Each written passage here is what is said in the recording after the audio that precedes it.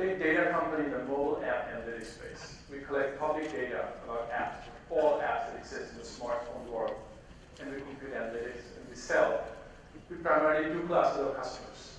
We sell it to app publishers, and we sell analytics to mobile ad technology companies like ad networks, DSPs, agency trading desks, supply-side platforms. Some of the logos that you see on the right side of the slide are customers of ours now. So one of the best ways to think about Mobilewalla is that we are a Nielsen or a ComScore for mobile apps.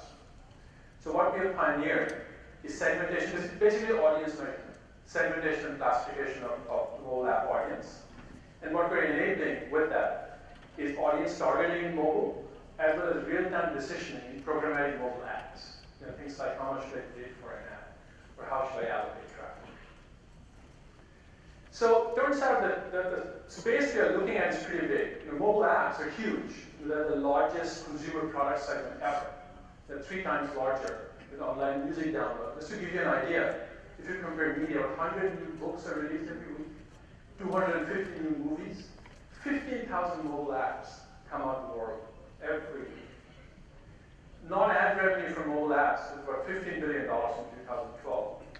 And the mobile ad space is very interesting as well. One very interesting fact is that consumers spend 23% of their time on their mobile device, but mobile commands only 1% of total ad spend. In contrast, more traditional media like print, that ratio is 9% time spent to 20% share of the mobile ad pie. So the ad market itself is $3 billion in 2012, but doubling every year.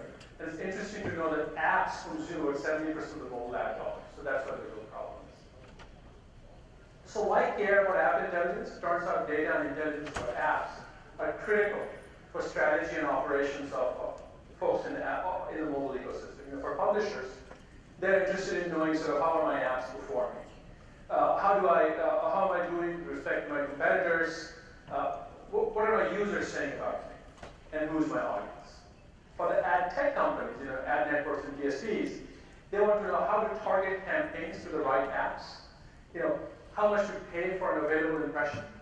How do I allocate traffic? How do I allocate traffic to the apps, to the media with the highest likelihood of conversion?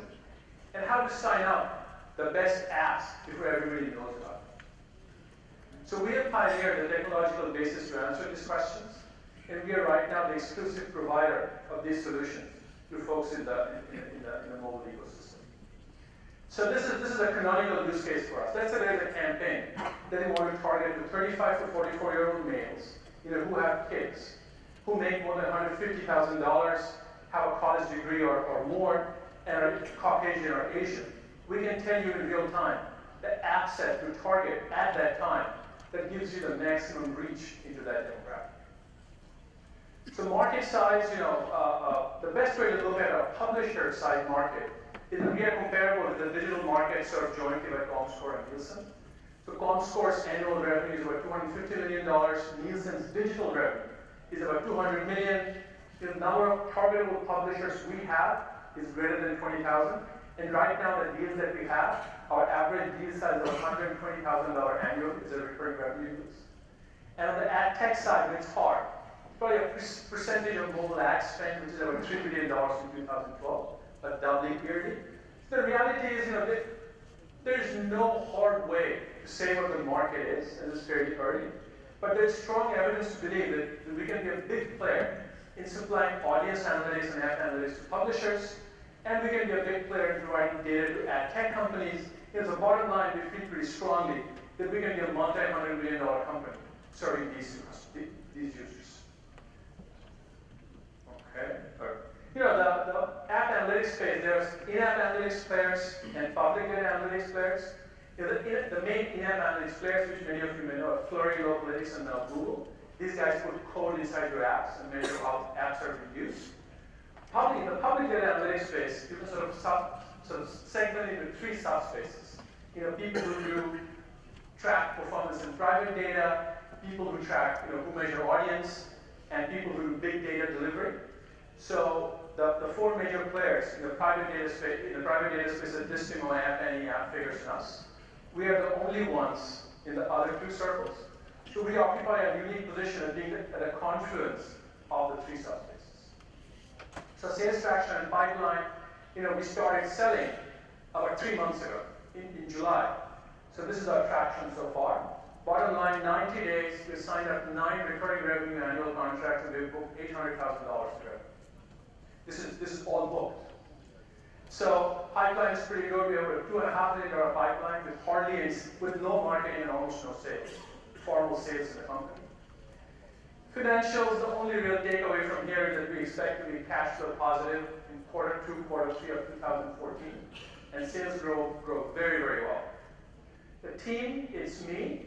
Some of you know me. I have been in the Atlanta area. I've done companies before, and I've sold them. My partner in this is Jay Clark, who's somewhere in the audience, who's the best sort of ops guy I've ever met in my life. And Kaushik, who's been with me through all of my companies. He did his PhD with me from Georgia Tech. He had the misfortune of doing his PhD with me from Georgia Tech. And then he's run engineering for all of my companies. So this is the ask. We're looking to raise $4 million, sort of to reach these milestones that you can read. We've got some very exciting product plans, and we think we can get to cash. That's it.